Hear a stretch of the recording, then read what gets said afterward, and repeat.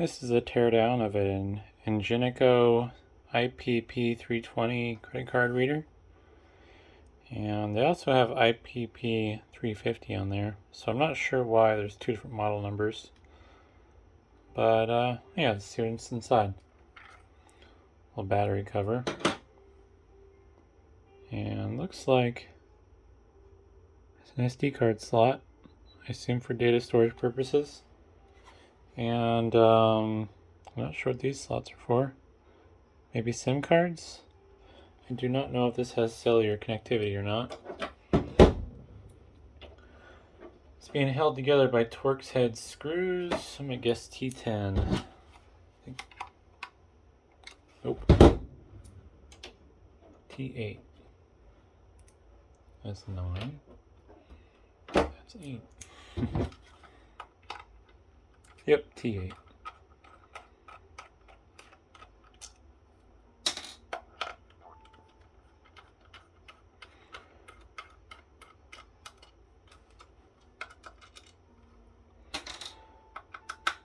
I believe this is an older unit.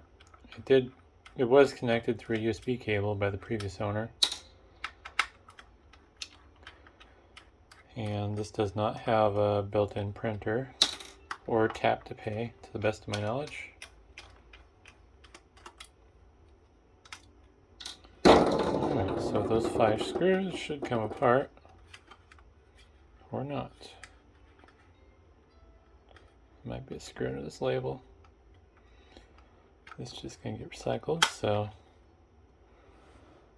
it doesn't really matter what we do to it.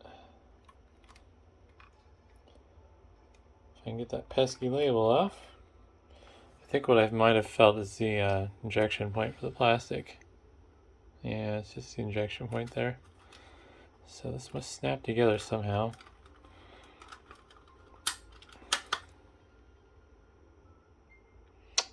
What am I missing?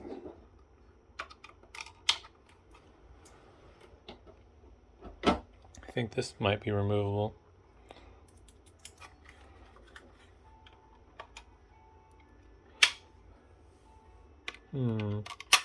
There we go. Okay. I guess that's for an expansion module. Although I don't really see where the connections are. Oh, okay.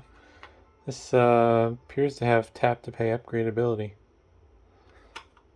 Even though there's no indicator on the top.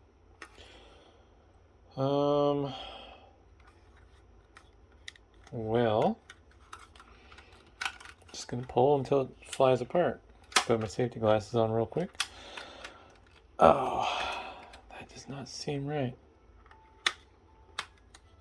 Oh, it's probably under that pesky little sticker there.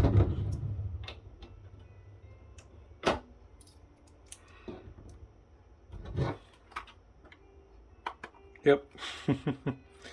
Just wasn't paying close enough attention.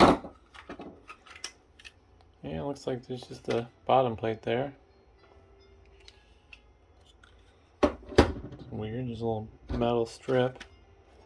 Looks like that's just a reinforcement space for the card to slide over versus doing bare plastic, which would probably wear down over time. I don't know what's harder, the ABS they use to make these or whatever credit card is made out of. So you got some interesting stuff under here. Looks like the board's on its own assembly. It separates from the top. Little flat flex cable there. We'll look at the buttons. The run of the mill. Although these are little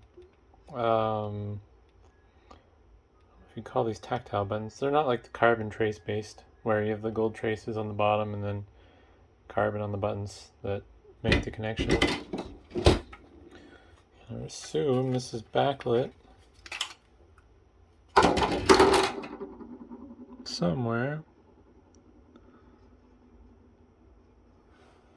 Oh no, that's probably not backlit. This is probably the antenna for tap to pay, would be my guess. Yeah, that makes more sense. This is an antenna. You can see go all the way around the perimeter. It's weird they would put that in there, but not just put the tap to pay in there as well. Front display is kind of a little snap together fixture. Just a boring old monochrome, nothing special display. I don't know if this was backlit or not. Has some rubber shock mounting stuff around it, which is kind of cool. Oh, that's interesting. Oh, no, I guess not. I thought maybe I cracked it, but I think it just had a line in it from probably static discharge or something from touching the contacts.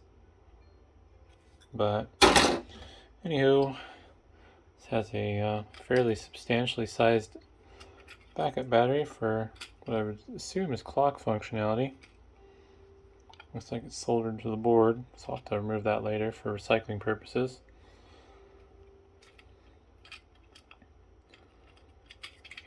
And got the little card reader there, basically like a cassette tape head. I would assume the 3 individual sections means that there's 3 tracks of information. Never actually thought about that. So in the bottom we got the chip reader surrounded with appears to be metal. I don't know if that's noise isolation. And then 3 of these little spots that I think are for SIM cards. Micro SD reader. I'm assuming under this can, if I can get it off, is going to be probably some wireless related stuff. Yeah, it looks like it's not soldered down. Although this doesn't have an antenna, so yeah, I don't know. Oh no, this is the brains. Let's see if we can just tear that off. I might have to go get some cutters. Try and do this with the camera's hard. Really, all I want to do is expose the chip without making it unreadable.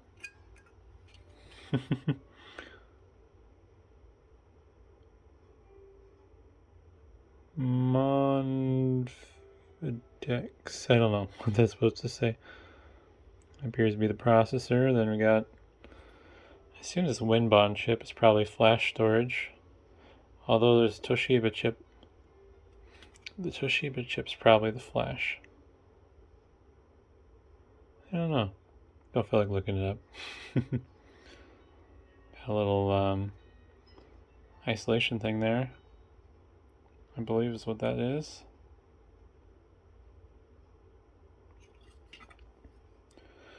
And then all your passives and voltage regulation. Flip that around. Every chip's going every which way.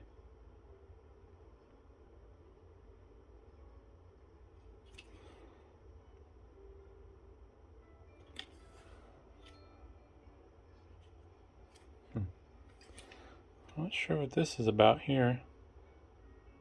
94 volts. This must be a step-up transformer for the display. I don't know. Doesn't appear to be anything in there.